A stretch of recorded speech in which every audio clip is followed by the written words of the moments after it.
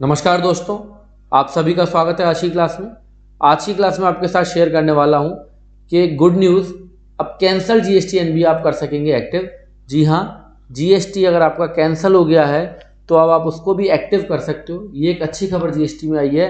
कैसे करना है, क्या है न्यूज़, तो इसके लिए चलते हैं सीधा जीएसटी पोर्टल पर।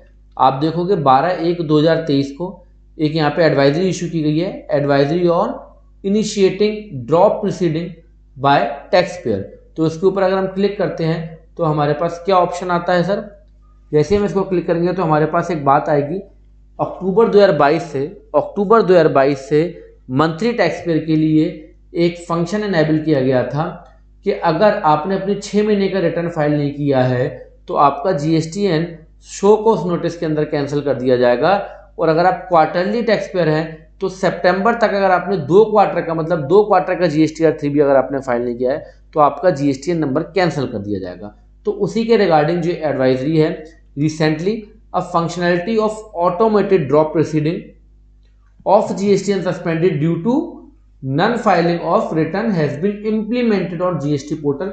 अक्टूबर 2022 से इसको इम्प्लीमेंट कर दिया गया था कि अगर आप 2 क्वार्टर की या 6 महीने की रिटर्न को फाइल नहीं करते तो आपका जीएसटीएन नंबर कैंसल हो जाएगा under show cause notice. This functionality is for tax payer who have filed their pending 6 monthly और 2 क्वार्टरली रिटर्न्स। अब अगर आपने अपने 6 महीने की पेंडिंग रिटर्न और क्वार्टरली रिटर्न को एक्टिव कर दिया है तो आप अपने जीएसटीएन को रिवोक करा सकते हैं, अपने जीएसटी नंबर को दोबारा से एक्टिव करा सकते हैं। कहां पे जाके एक्टिव कराना है आपको जाना है जीएसटी पोर्टल पे लॉगिन करना है। सबसे पहले सर्विसेज में जाना है, यूजर सर्विसेज में जाना है, देन उसके बाद व्यू नोटिस एंड ऑर्डर, और वहां पे आपको ऑप्शन मिलेगा इनिशिएट ड्रॉप प्रोसीडिंग का।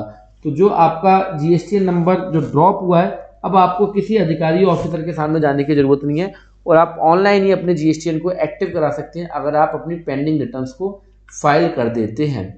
मैं आपको द्वारा से जीएसटी पोर्टल पे लेके चलता हूँ। यहाँ पे एक एडवाइजरी और आई है जो कि मॉडल वाइज न्यू फंक्शन जो कि डिप्लॉय किए गए हैं जीएसटी पोर्टल पे।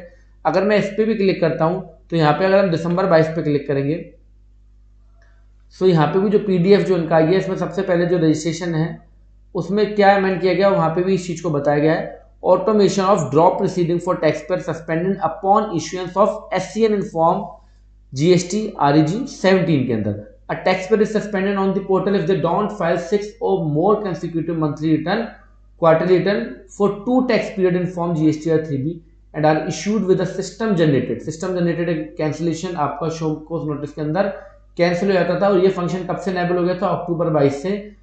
If such suspended taxpayer file all their pending return, अगर आप अपनी all pending returns जो है उसको फाइल कर दोगे तो अब आप इसको ऑटोमेटिकली जो है ड्रॉप कर सकते हो इस कैंसिलेशन वाले ऑप्शन को। So a new functionality has been deployed on the portal where the suspended taxpayer can themselves initiate, खुद से आप इनिशिएट कर सकते हो the process of drop proceeding after having filed all pending return statements by clicking on initiate drop proceeding. कहां पे जाके clicking करना है, सर्विसेज में जाना है, व्यू नोटिस एंड ऑर्डर में जाना है और वहां पे आपको इनिशिएट ड्रॉप प्रोसीडिंग का ऑप्शन मिलेगा।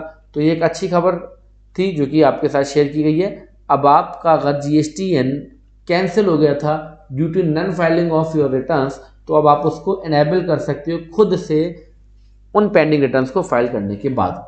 तो इसी के साथ नमस्कार और मिलते हैं सर आपसे नेक्स्ट की वीडियो में। Thank you.